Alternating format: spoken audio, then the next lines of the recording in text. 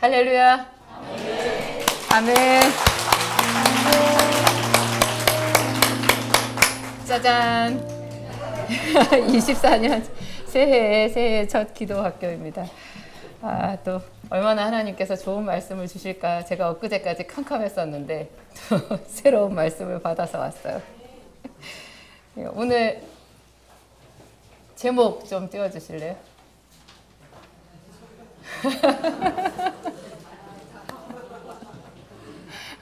여러분, 모든 사람이 자기가 정한 자기의 한계가 있어요.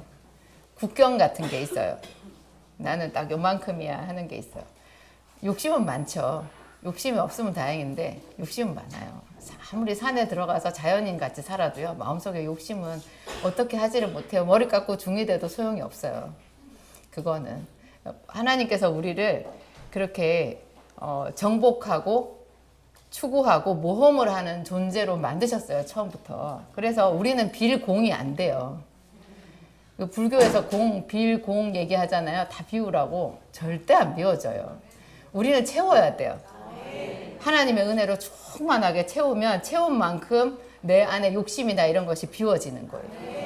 이걸 그냥 못 비워요. 그 속에 이글거리는 자기의 탐욕과 그거 자기만 알아요. 아무리 머리 깎고 고행을 해도 소용이 없어요. 내 안에 적을 추방하라. 적이 우리에게 굉장히 작게 살으라고 말하거든요. 작게 살으라고. 그게 왠지 좀 거룩할 것 같고 성결할 것 같고 편안할 것 같은 그런 마음을 주는데, 하나님은 우리에게 정복하라고 하셨어요. 나가라고 하셨어요. 그래서 오늘 그런 우리 안에 있는 작은 거 있잖아요. 두려움으로 똘똘 뭉쳐있는 그런 거를 한번 찾아서 보고요.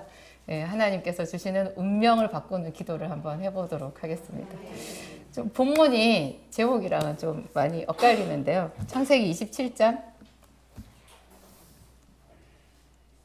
26절부터죠. 함께 읽겠습니다. 그의 아버지 이삭이 그에게 이르되 내 아들아 가까이 와서 내게 입맞추라. 그에게 입맞추니 아버지가 그의 옷에 향취를 받고 그에게 축복하여 이르되 내 아들의 향취는 여호와께서 복주신 밭의 향취로다. 하나님은 하늘의 이슬과 땅의 기름짐이며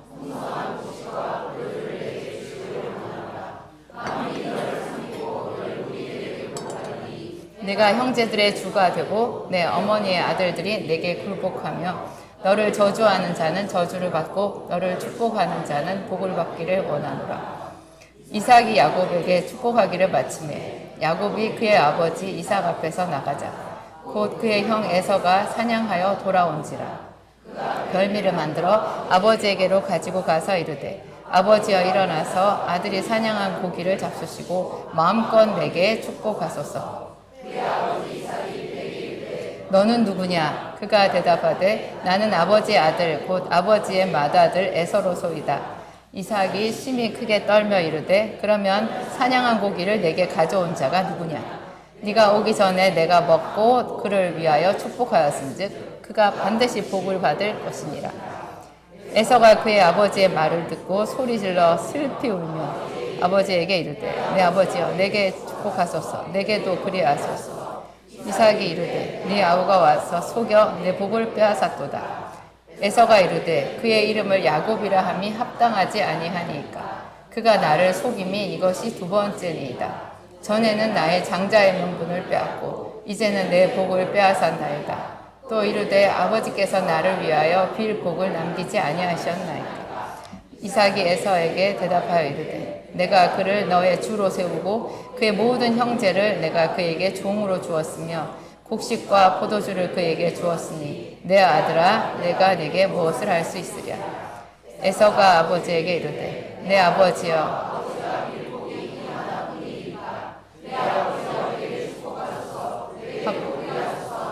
소리를 높여오니 그 아버지 이삭이 그에게 대답하여 이르되 내 주소는 땅의 기름짐에서 멀고 내리는 하늘 이슬에서 멀 것이며 너는 칼을 믿고 생활하겠고 내 아우를 섬길 것이며 네가 매임을 벗을 때에는 그 멍에를 내 목에서 떨쳐버리리라 하였더라. 그의 아버지가 야곱에게 축복한 그 축복으로 말미암아 에서가 야곱을 미워하여 심중에 이르기를 아버지를 곡할 때가 가까웠은즉 내가 내 아우 야곱을 죽이리라 하였더니. 제가 너무나 오랫동안 이 부분을 읽을 때마다 항상 너무 많이 잘못됐는데 뭐가 잘못된 건가 이렇게 생각했던 의문에 의문을 달았던 그런 구절이에요. 이미 제가 작년에 기도학교에서 여러 차례 이 부분에 대해서 말씀드린 적이 있는데 조금 더 세밀하게 부분을 가지고 여러분들한테 이야기를 나눠 보겠습니다. 이삭은 참 믿음의 사람이에요. 그 얘기는 제가 분명히 드리고 싶어요. 이삭은 믿음의 사람이 맞아요. 그렇지만 믿음에는 분량이라는 게 있어요. 이삭은 자기가 자식을 축복한 대로 그 축복을 아들이 받을 거라는 것을 알았어요.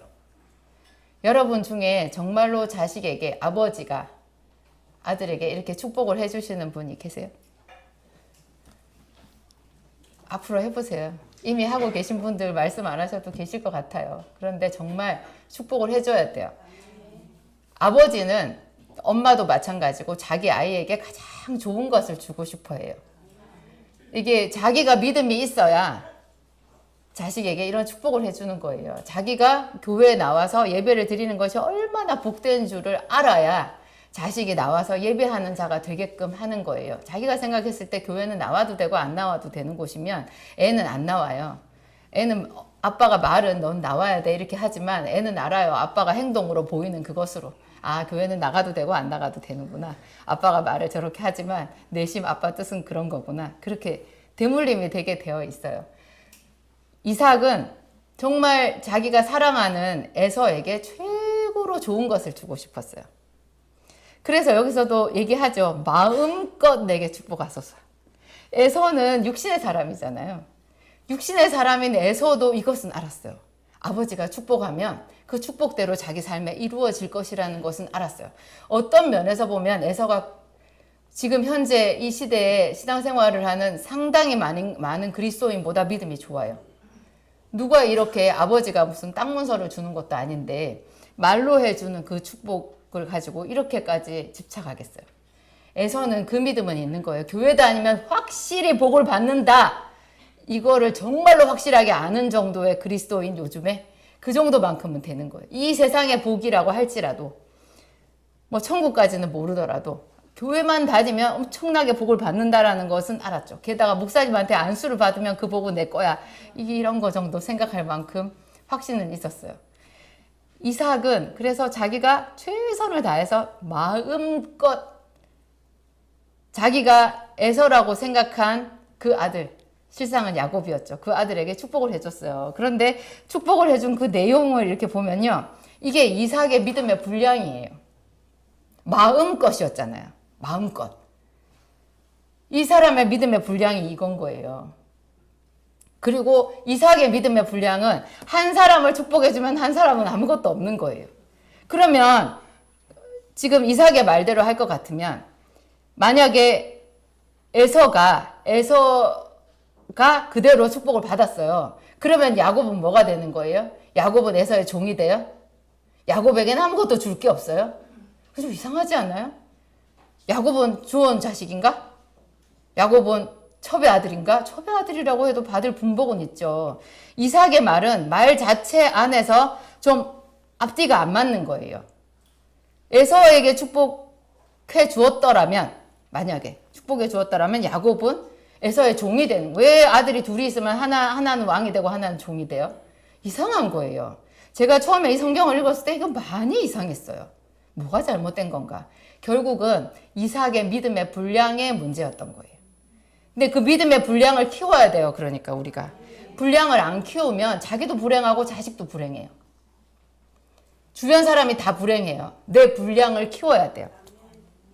그리고 이삭이 자기 아들한테, 여러분 야곱의 이야기는 다 아시니까 생략할게요. 여기 계신 분들은 야곱의 이야기는 다 아시잖아요.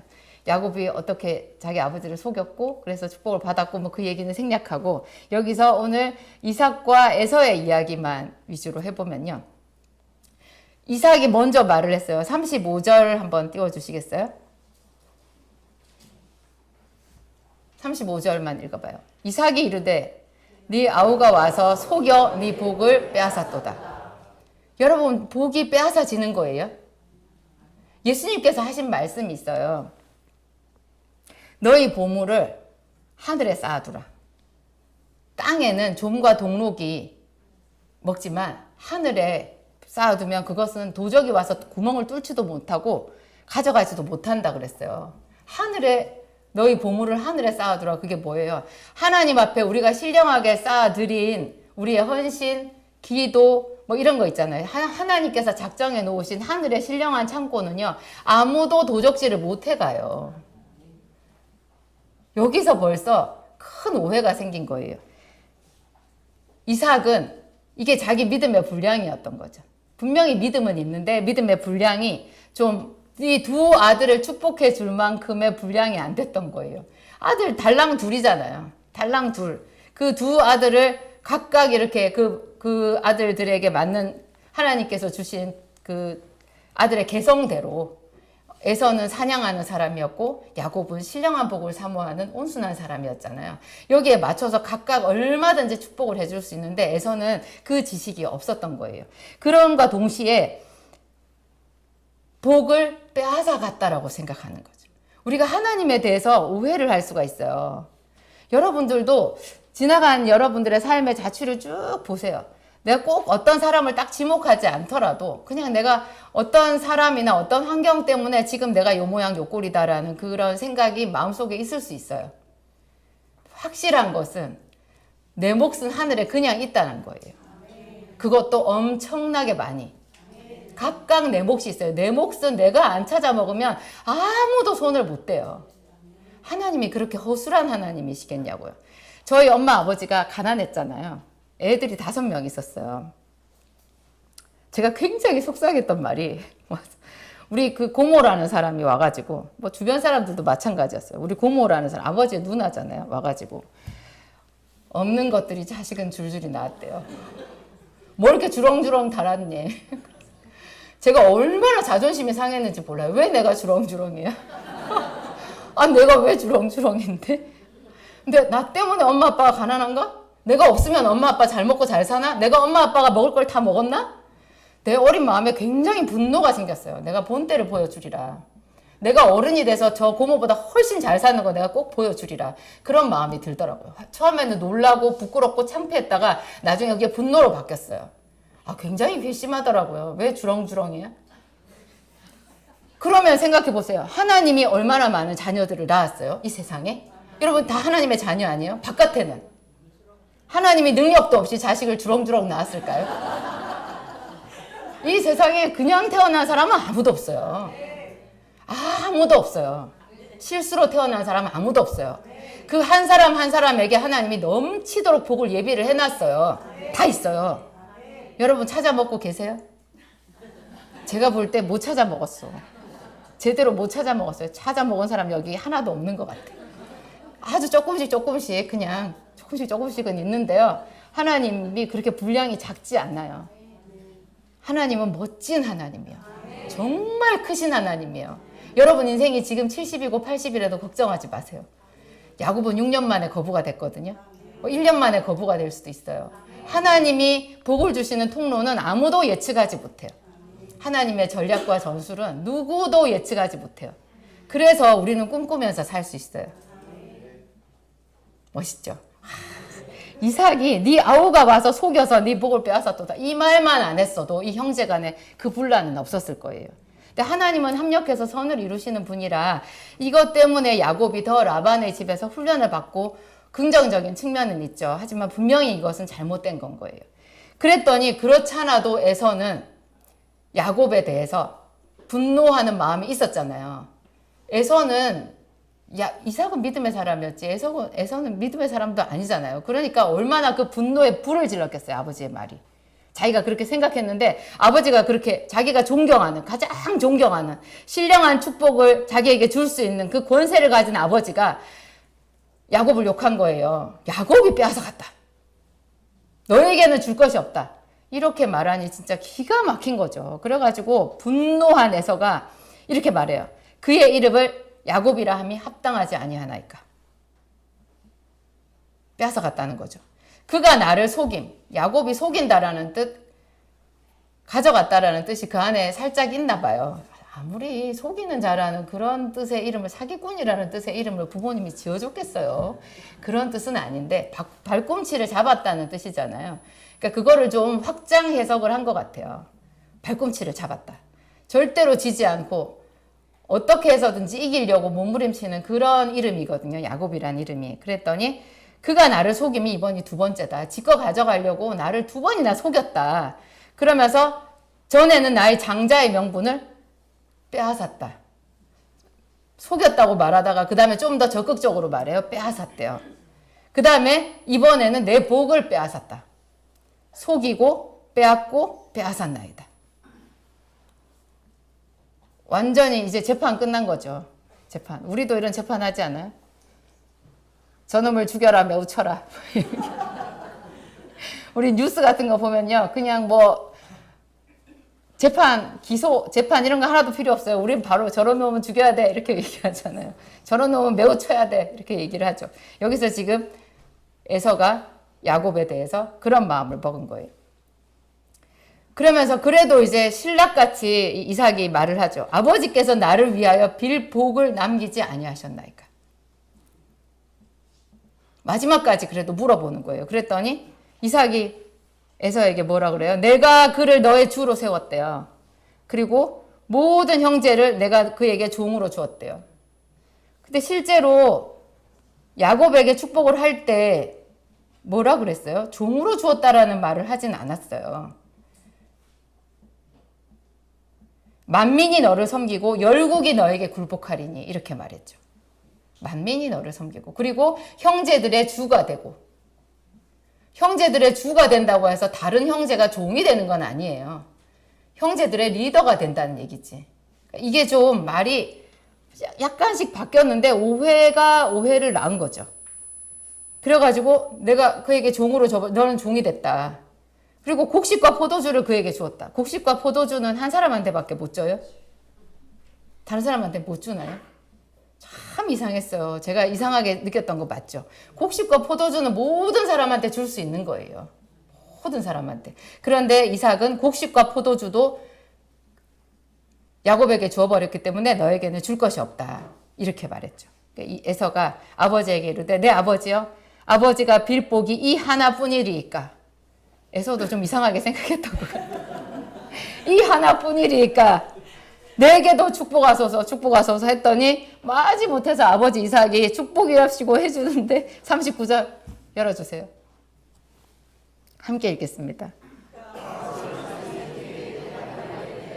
너의 주소는 땅의 기름짐에서 멀고 내리는 하늘의 이슬에서 멀 것이며 너는 칼을 믿고 생활하겠고 40절도 내 아우를 섬길 것이며 네가 매임을 벗을 때에는 그 멍에를 내 목에서 떨쳐버리리라 하였더라. 여러분 이거는 축복이 아니라 저주죠. 너무한 거예요. 근데 나중에 에서가 어떻게 살았는가를 보면 이것은 완전히 어긋났다라는 것을 알 수 있어요. 에서가 에돔 족속의 조상이잖아요. 세일산에서 살아요. 에돔 족속은요 이스라엘 족속보다 훨씬 먼저 왕이 있었어요. 에돔 족속의 대략이 나중에 성경 뒤에 나오거든요. 에돔의 대략은 이러하니라 이렇게 나오는데요. 저는 이걸 볼 때 조금 아니 하나님께서 야곱을 얼마나 훈련하시고 야곱에게 이스라엘이라는 이름을 주시고 야곱은 야복강가에서 그 고생해가지고 막 믿음으로 승리해서 엄청 그렇게 해가지고 이렇게 했는데 아무것도 안 한 육신의 사람 에서가 더 잘 사는 거예요. 이거 약간 좀 편파 아닌가 싶을 정도로 에서는 잘 살아요. 세일산이 굉장히 비옥한 땅이었대요. 거기서 이스라엘의 왕이 없었을 때도 에돔에는 벌써 족장이 있고 나중에 왕이 있어요. 땅의 기름짐에서 멀었어요? 하늘 이슬에서 멀었나요? 네 아우를 섬겼나요? 에서는 이스라엘 섬기지 않았어요. 오히려 나중에 야복강가에서도 야곱이 환도뼈가 부러져가지고 다리를 절면서 세상에 7번이나 땅에 절을 하면서 말 타고 온 형 앞에 머리를 조아리잖아요. 누가 누구를 섬긴 거예요? 이거는 완전히 이삭의 오해인 거예요. 이런 말을 해줬을 때 이게 차라리 안 받는 게 낫지 않아요? 차라리 안 받는 게 나아요. 이거를 말을 하고 에서가 20년 동안을 분노를 품었던 것은 정말 당연한 거였죠. 이거는 이삭이 묶어놓은 거였어요. 우리는 이런 것을 잘 알아야 돼요. 우리도 왜냐하면 우리의 인생을 세워야 되고 우리의 자녀를 세워야 되고 내 자신에 대해서 어떤 프라이드가 있어야 되거든요. 사람들이 자존심은 엄청 센데요. 자존감은 낮아요. 그래가지고 누가 조금만 뭐라 그러면 상처도 되게 잘 받고 저도 상처 잘 받는데요. 하나님 안에서 그 주신 축복의 말씀 있잖아요. 그런 거 가지고 항상 상처에다가 좀 기름을 갖다 발라요. 자주 발라요. 그래서 제가 20년 동안 목회하면서 그 사모님들이 그렇게 다 화병이거든요. 제가 약국에서 이렇게 손님들 상담하는데 교회 사모님들도 많이 있어요. 그 손님들 중에 굉장히 많이 있어요. 근데 전부 화병이에요. 그래서 제가 동병상련. 아니 그분들을 왜 그렇게 됐냐 이렇게 말하는 게 아니라 저도 화병이니까. 저도 화병이니까 참 동병상련이다 이런 생각이 드는 거예요. 근데 하여튼 우리는 내가 하나님 안에서 받아야 될 분복이 얼마나 큰가. 그런데 이 분복은요. 가만히 있어서 받는 게 아니에요. 어쩌면 오늘 아침에 목사님이 제가 할 얘기를 막 하시더라고요. 가만히 있어서 받는 게 아니에요. 가만히 있으면 그냥 천국 안에 그 하나님께서 감춰두신 거 그냥 끝까지 아무도 못 찾고 그건 없어져 버리는 거예요. 마일리지 안 쓰면 시간 지나면 없어져 버리죠. 여러분이 안 찾아 먹으면 그건 그냥 없어지는 거예요. 근데 내가 열심히 그것을 내 거를 하나님 앞에 찾아야 돼요. 그것을 찾는 방법을 하나님께서 성경에 이렇게 넣어 놓으신 거예요. 일관되게 하나님께서 말씀하시는 것은 구하라, 찾으라, 두드리라. 예수님께서 말씀하셨어요. 천국은 침노를 당한다. 천국은 자동문이 아니에요. 천국은 우리 마음속에 지켜야 되는 것이고 사도 바울도 그렇게 말했거든요. 내가 나의 달려갈 길을 마치고 믿음을 지켰으니. 사도 바울이 나의 달려갈 길을 마치고 믿음을 지켰으니 이런 말을 하는 거예요. 되게 수동적이지 않아요? 지켰으니. 사도 바울같이 그렇게 위대한 사도가 지켰다라고 말을 하는 거예요. 또 그 말이 저한테 굉장히 강렬하게 와닿더라고요. 지키는 것이 그만큼 어려운 것이고 지키기만 해도 하나님 앞에 자기가 헌신했던 그 상을 다 받아 누리는 거구나. 그래서 모든 사람한테 주신 말씀이 네가 남한테 전파한 후에 네 자신이 버림이 될까 생각하라. 그런 거 있잖아요. 사도 바울도 그렇게 말했죠. 선줄로 생각한 자는 넘어질까 조심하라. 그런 말이 있고 모든 사람에게 전파한 후에 내 자신이 버림이 될까. 자기 믿음을 지켜야 되는 거예요. 부자는 제가 자주 말씀드리지만 부자는 많이 가진 게 부자가 아니고 줄 수 있는 자가 부자예요. 예수님은요. 이상하게 우리한테 아무것도 없을 때 주라 그래요. 아무것도 없는데? 그 대표적인 구절이 오병이어에 있어요. 오병이어의 기적 우리가 잘 알잖아요. 빈들이었어요. 거기는 빈들에 아무것도 없는 광야에서 거의 해가 저물도록 해가 기울어지도록 예수님께서 말씀을 전했거든요. 거기서 남자만 5,000명 여자와 아이들까지 합치면 얼마나 많은 사람들이 그냥 즐겁게 하나님의 말씀 예수님의 말씀을 들은 거예요. 그랬더니 끼니 때가 지나고 해가 기울어지는데 먹을 게 없는 거죠. 제자들이 예수님께 이 사람들을 얼른 가게 해서 뭐라도 좀 먹을 수 있게 하자고 그렇게 얘기를 하니까 예수님께서 너희가 먹을 것을 주라. 이렇게 얘기해요. 황당하죠. 아니, 자기들 먹을 것도 없는데? 나 먹을 것도 없는데? 너희가 먹을 것을 주라. 그게 세 개 복음서에 다 똑같이 그렇게 나와요. 요한복음에만 빼고요. 세 개 복음서에 다 똑같이 너희가 먹을 것을 주어라. 이렇게 나와요. 어떻게 주냐고요. 근데 그때 안드레가 어떤 아이의 도시락을 가지고 오잖아요. 보리떡 5개, 물고기 2마리를 가지고 와요. 가지고 오는 안드레도 믿음이 있어서 가지고 온 건 아니었어요. 이것이 얼마나 되겠습니까? 이렇게 말했어요. 그런데 예수님께서 그것을 축사하시고 떼어서 사람들한테 줬는데 다 배불리 먹고 12광주리를 거뒀거든요. 하나님의 어떤 성품을 우리가 여기서 알 수 있어요. 하나님이 계산착오를 하셨을까요? 음식물은 남기면 안 되잖아요. 버리면 안 되잖아요. 그러면 뭐 성가시게 그 남은 걸 걷어서 들고 가고 그래요. 다음번에 또 오병이어의 기적 하시면 되잖아요. 그러니까 여기서 딱 맞게 주시면 되는데 하나님은 12광주리가 넘게 남도록 주셨거든요. 그게 하나님의 성품이에요. 충만.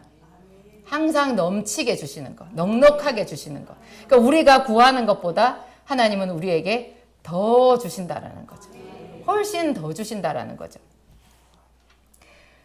우리가 내 안의 적을 추방한다라는 것 1차로 우리가 생각을 해보면 오해에서 벗어나야 된다라는 걸 알 수 있어요. 내 것은 누가 가져가는 게 아니다. 내 운명은 내가 개척하는 것이다. 하나님 안에 어떤 누구보다도 나를 부욕해 할 만한 모든 좋은 것이 하나님 안에 감추어져 있다. 그것을 내가 알고 그런 하나님을 믿고 그분에게 마음과 뜻을 정해서 신앙생활하고 구하고 찾고 두드려서 살아야 되겠다. 이거를 생각을 해야 되는 거죠. 내 안의 적은요, 나한테 그렇게 말해요. 자꾸 누구 탓을 하게 해요. 그리고 자꾸 너는 없다라고 말해요. 그리고 어떤 면에서는 없는 이 작은 이것이 스스로 만족인 것처럼 생각하게끔 만들어요. 제가 애기 엄마들을 많이 봤거든요. 아이 엄마들. 제가 왜냐하면 10몇 년을 소아과 밑에서 약국을 했어요. 그래서 정말 신생아 아기부터 그 초등학교 들어가기 전까지 아이들이 다 주로 소아과 주 고객이잖아요. 그 아이들이 이렇게 뻔질나게 와요. 오는 애들이 꼭 와요. 오는 엄마들이 꼭 와요. 그 엄마들을 계속 이렇게 보게 되는데 그 엄마들의 그 입에서 하는 말, 애들이랑 그 약 기다리면서 거기서 이렇게 나누는 말이 있잖아요. 그 말 중에서 제가 듣기 굉장히 괴로운 말이 있었어요. 근데 그 말을 안 쓰는 엄마가 열에 하나 정도밖에 없는 것 같아요. 그 말 다 써요. 여러분들도 쓰셨을까요? 엄마 돈 없어. 엄마 돈 없어. 저는 그 소리가 너무 듣기 싫었어요. 제가 어렸을 때 지독하게 돈 없는 부모 밑에서 살았잖아요. 왜 부모가 돈이 없냐고. 왜 없냐고. 애가 뭐 약국에 와서 비싼 거 사달라고 하겠어요? 약국에 비타민 그 있잖아요. 1,000원짜리 비타민 좀 비싼 게 3,000원짜리 비타민 가방이었어요. 그걸 사달라고 하는 거죠. 근데 올 때마다 사달라고 하는데 올 때마다 사줄 필요는 없죠. 그러면 안 돼 이렇게 하면 되는 거예요. 안 돼. 너 지난번에 샀잖아. 그거 3,000원이 나네. 동생이랑 나눠 먹을래? 이렇게 하든지. 지난번에 샀으니까 오늘은 하지 말자. 그냥 안 돼 하면 되는 거예요. 왜 거기서 밑바닥을 드러내냐고. 엄마 돈 없어. 그 앞에 사줄 돈 없어. 이렇게 하든지 너한테 이런 게 쓸데없는 거 해줄 그런 돈은 엄마 안 쓸 거야. 이렇게 말을 하면 좋겠는데 돈 없어. 정말 비참하고 가난한 얘기 아니에요. 애한테 그렇다고 다 사주는 것도 이상해요. 다 사주면 안 돼요. 그거는 아주 애를 이상한 애로 만들어요. 아닌 거는 아니라고 말해야 돼요. 그럴 때 부모에게 권위가 있어야 되는 거죠. 저는 안 된다라는 말을 잘 못해서 그게 문제예요. 애한테 엄마 돈 없어 이렇게 말을 하는 그 말 뜻이 있잖아요. 그 말 뜻이 엄마 능력 없어 이렇게 말하는 거예요. 엄마 가난해. 나중에 애가 조금만 커도요. 조금만 커도 우리 집의 재정 상태가 어떤지 그런 거 애들한테 오픈은 해야 돼요. 그런 거 모르고 애들을 철딱서니 없이 키우면 안 돼요. 분명히 이 돈이 어떤 것이다라는 것은 가르쳐주고 이 돈이 소중한 것이다라는 건 가르쳐주고 안 되는 건 안 된다라고 해야 되지만 애한테 우리가 항상 바라는 게 뭐예요? 애가 공부 잘하고 나보다 훨씬 능력 있고 멋있게 살기를 바라잖아요. 그래서 애한테 공부하라고 하지 않아요? 근데 애가 공부를 잘해요? 못해요. 대부분 못해. 여러분은 잘하셨어요? 저도 이를 악물고 했어요. 제가 구구단을 못 외워가지고 나머지 공부를 했거든요. 매일 남았어요. 그 남은 애들 중에서도 제가 꼴찌였어요. 그래서 저는 크게 좌절을 경험했어요. 초등학교 2학년 때.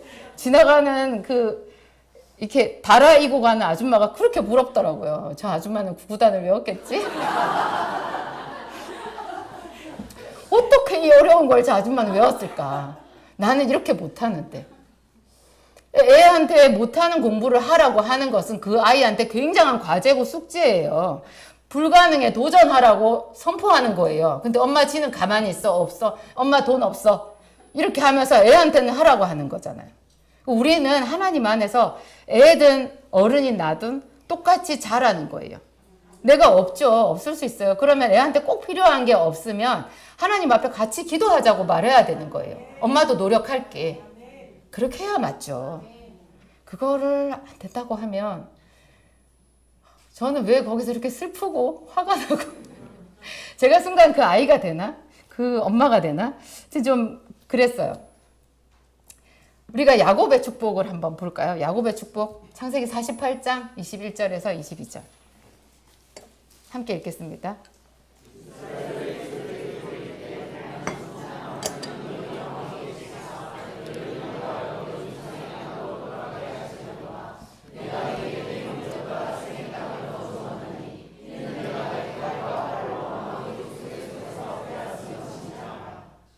야곱은 정말로 믿음의 사람이었어요.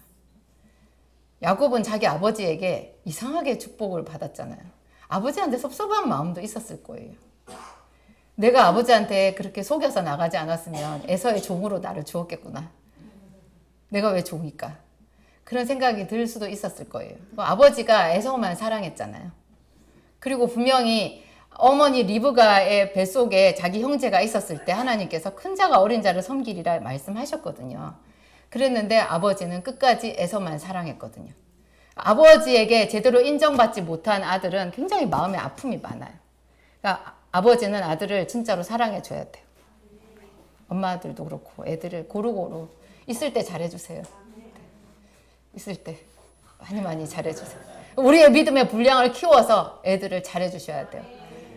그 애들 너 그렇게 해가지고 뭐가 되겠어 이런 말을 하지 말고 우리가 애들을 축복해 주지 않으면 누가 우리 애들을 축복해 주겠어요? 진짜 축복은 부모의 권세인 것 같아요. 하나님께서 부모에게 주신 자기 자녀를 축복해 주라고 주신 그 놀라운 권세고 이건 진짜 사용해야 되는 거거든요. 야곱은 자기 아버지한테 제대로 축복을 못 받은 거예요. 속여서 겨우 받았고 아버지가 또 형한테 그렇게 말을 해버리는 바람에 자기가 뭐 거의 형 앞에서는 죽은 목숨이 되어버린 거였잖아요. 그랬는데 이 야곱이 자기 아들들을 축복하는 그 스케일을 한번 보세요. 지금 오늘 우리가 읽은 창세기 48장 21절에서 22절은요. 요셉의 두 아들한테 해준 축복이에요. 나머지 아들들한테 하는 축복은 바로 뒤에 49장에 쭉 나와요. 이삭은 아들이 달랑 둘이었지만 야곱은 아들이 12명이나 됐어요. 그 아들들을 다 그 분량대로 예언적인 축복을 해주거든요. 그래가지고 제가 분석해서 지난번에도 말씀드렸지만 야곱의 그 분량에 보면은 장자가 3명이에요. 4명이라고 해도 돼요. 벌써 요셉의 두 아들에게 두 아들에서 또 에브라임을 또 장자로 축복을 했잖아요. 그러니까 이게 고무줄이에요. 그냥 얼마나 늘어났는지. 에브라임에게 훨씬 장자의 축복을 줬죠. 므낫세도 그렇지만 뒤지지 않는 축복을 줬죠. 거기다가 또 유다는 실로가 오시기까지 뭐 어쩌고 저쩌고 하면서 그리스도의 족보가 되는 그 축복, 왕의 축복을 줬어요. 그리고 나중에 레위는 또 제사장의 축복을 받으니까 그것은 야곱의 기도에는 안 나오지만 야곱의 후손이라는 그 특권으로 레위가 받은 거잖아요. 이게 야곱이 자기 아들들을 축복해 준 그 스케일은 누구에게서 왔어요? 그건 하나님께로부터 왔고 야곱의 믿음에서 온 거예요. 야곱은 세상에 칼을 찬 적이 없었잖아요. 야곱이 언제 칼을 찼어요? 야곱은 온순한 사람이었어요. 칼을 찬 사람은 야곱의 형 에서였죠. 야곱은 칼을 찬 적이 없는데 오늘 우리가 아까 읽은 48장 그 끝에 뭐라고 나와요? 세겜 땅을 더 주었대요. 근데 내가 내 칼과 활로 아모리 족속의 손에서 빼앗은 것이니라. 근데 저 세겜 땅이 또 희한해요. 세겜 땅. 저 세겜 땅이 사실은 야곱이 돈을 주고 산 유일한 가나안 땅이었거든요. 아브라함은 마므레 상수리 수풀에서 막벨라 구를 돈 주고 샀죠. 야곱도 돈을 주고 산 땅이 있는데 그게 세겜 땅이에요. 세겜성 저기서 사실 자기 딸 디나가 강간을 당하고 되게 가슴 아픈 일이 있었는데도 저곳이 자기가 돈을 주고 산 땅이 있었거든요. 나중에 그런데 저기서 말을 세겜 땅을 내가 내 형제보다 세겜 땅을 더 주었나니 이렇게 말했는데요. 나중에 여호수아가 이스라엘을 거느리고 데리고 가나안 땅에 들어가서 땅을 정복해가지고 분배를 할 때 저 세겜 땅이 에브라임의 땅이 돼요. 기가 막히게 에브라임의 땅이 돼요. 그리고 저 세겜 땅에 요셉이 묻혀요. 요셉의 유고를 가지고 나오잖아요. 그죠? 요셉이 애굽 땅에서 죽으면서 400년 뒤에 너희가 여기서 나가게 될 때 내 뼈를 가지고 가라 그랬거든요. 그 뼈를 가지고 가서 저 세겜 땅에 묻히는데 지금 저 부분이 보면 야곱이 요셉의 두 아들한테 세겜 땅을 더 주었다고 말하는 부분이잖아요. 참 그런 것도 보면 야곱의 한마디 한마디가 예언이고요. 그게 믿음의 선포고 하나님께서 마치 야곱이 말한 대로 이루어 주시는, 따라다니면서 하나님이 오히려 야곱의 약간 시중을 들어주는 것 같은 그런 느낌이 들 정도로 야곱의 말대로 되게끔 해주셨어요. 정말 믿음은 키우고 볼 일이에요. 여러분 안에서 여러분들에게 스스로 편안하게 작게 그냥 나는 큰 욕심 없어 이렇게 말하게 하는 그거 저기예요. 나는 큰 욕심 없어. 큰 욕심 있어요. 그 큰 욕심이 우리 속에 움틀거리고 있기 때문에 그렇게 우리가 시기 질투가 항상 있는 거예요. 시기 질투가 있어요. 그거는 자기가 정직하지 않은 거예요. 내가 하나님 안에서 내 분량을 있는 대로 크게 해서 기도하고 그것에 대한 확신이 있을 때 우리가 다른 사람이 잘 되는 것을 봐도 같이 기뻐해 줄 수 있어요. 우리가 하여튼 우리 입을 넓게 벌려야 되고요. 지경을 넓혀야 돼요. 그냥 나는 큰 욕심 없어. 그냥 나는 공부도 못했고 배운 것도 없고 특별한 탤런트도 없어. 이런 말은 이제 우리 교회에서 하지 않기로 합시다. 정말 하지 않기로 합시다. 이게 지금 새해잖아요. 예. 여러분이 꿈꾸는 대로 간다니까요. 그게 능력이 없어서 그런 게 아니라 여러분의 마음이 좁은 거예요. 고린도후서 6장. 이게 좀 1절을 읽고요. 12절, 13절을 읽을게요. 1절 함께 읽겠습니다.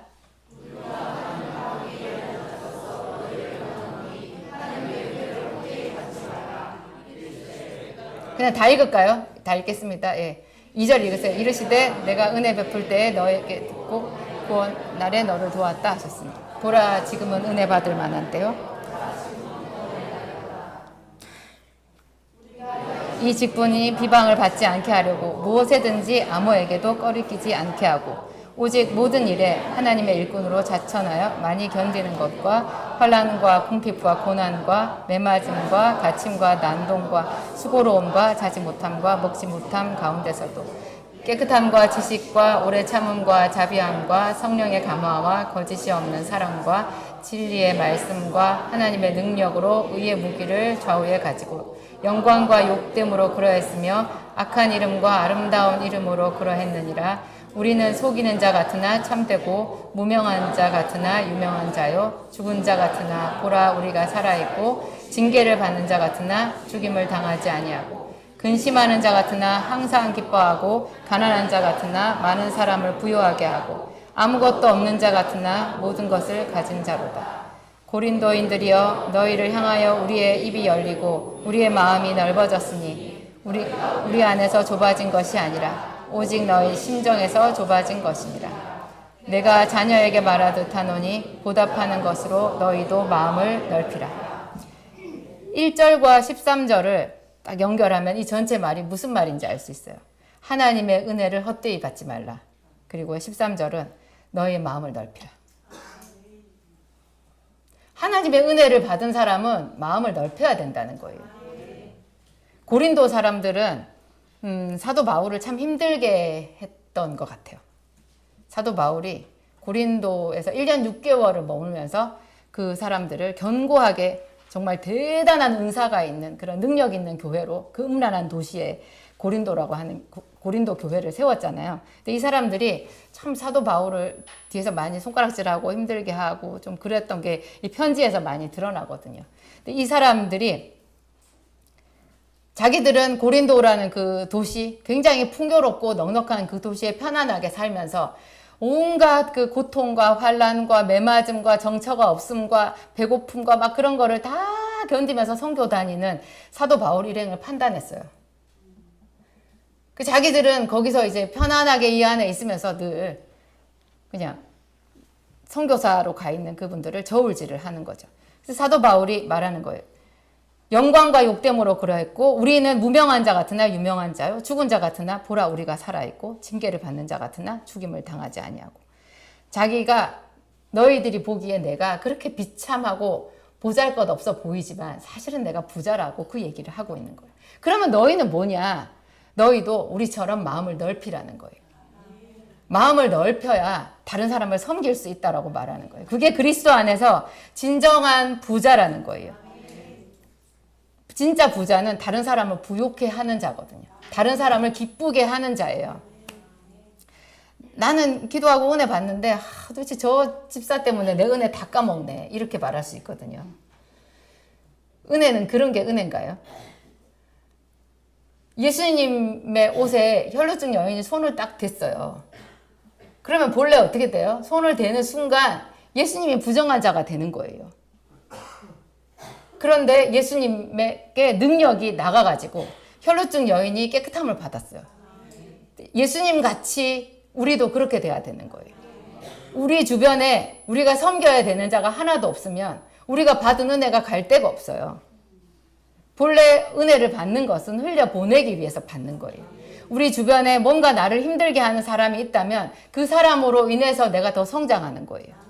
진짜로 내가 하나님을 믿는 사람인지 내가 제대로 예배를 드리고 있는지 은혜를 받고 있는지 그게 그 사람이 나를 시험하는 거예요. 테스트 해보는 게 돼요. 그것도 못하면 아무것도 못하는 거예요. 그래서 오늘 제가 여러분들한테 드리는 말씀, 주기 위하여 받으라. 너희가 먹을 것을 주어라. 이렇게 하는 것은 하나님이 정말로 우리를 부욕해 해주고 싶으신 거예요. 원래 그 그리스도 안에서 물질관은 청지기관이잖아요. 물질 내 거 아니에요. 나는 맡은 자거든요. 그런데요, 하나님 나라에서 이 청지기가 제일 부자인 것 같아요. 본래 청지기가 짓고 맡은 거 그거 지가 쓰면 횡령죄 아니에요? 횡령이죠. 근데 하나님 나라에서는 지 거예요. 하나님이 그 맡겨주시고요. 걔 마음껏 쓰게 해요. 부자로 살게 해요. 여러분 이 비밀 눈치채셨어요? 눈치채셔야 꿈이 생겨요. 하나님은 정말 많이 주시는구나. 저도 지금 청직이거든요. 근데 제가 굉장히 부자로 사는 것 같아요. 이게 줄 수 있는 것 자체가 얼마나 큰 기쁨이고 물질의 자유가 있는 것이 얼마나 큰 기쁨인지 몰라요. 이거 저는 남편이 목사님이고 사모인 좀 특별 케이스잖아요. 저한테 뭐 줘봐야 얼마나 주시겠어요. 근데 저한테 이 정도로 주실 것 같으면 여러분들은 저보다 훨씬 더 많이 받으실 것 같아요. 예, 물질적으로도 많이 받으시고 모든 이 심적으로 은혜를 끼치고 기쁨의 통로가 되는 것도 여러분들이 저보다 훨씬 더 크게 되기를 축복합니다. 기도하겠습니다. 너희가 먹을 것을 주어라. 하나님 감사합니다. 우리에게 채워주시기 위해서 아무것도 없는 우리에게 먼저 주라고 말씀하신 것을 오늘 알았습니다. 하나님 우리는 없는 자 같은데 하나님 이미 우리 곁에서 우리의 공급자가 되어주셨습니다. 하나님 감사합니다. 없는 것을 바라는 것이 믿음이라고 하셨습니다. 우리가 하나님이 보이지 않아도 보이지 않는 하나님께 예배하는 것, 그 보이지 않는 하나님의 이름을 부르고 기도하는 것, 바라고 우리의 것을 나누어 줄 수 있는 것, 상 주시는 하나님을 바라볼 수 있는 것, 이런 모든 것이 믿음입니다. 성령님 오셔서 우리로 이 보이지 않는 것을 더 단단히 붙잡을 수 있도록 도와주시옵소서. 하나님 많이 상처받고 가난하고 눌린 채로 우리가 여기까지 왔습니다. 주 예수 그리스도의 이름의 소문을 듣고 그 이름 안에 있는 축복을 누리고자 이곳에 왔습니다.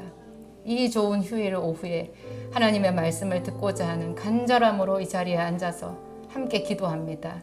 성령님 우리를 가상히 여겨 주옵소서. 야곱처럼 하나님 그 어떤 믿음의 사람처럼 우리를 하나님 존귀히 여겨 주시는 줄 믿습니다.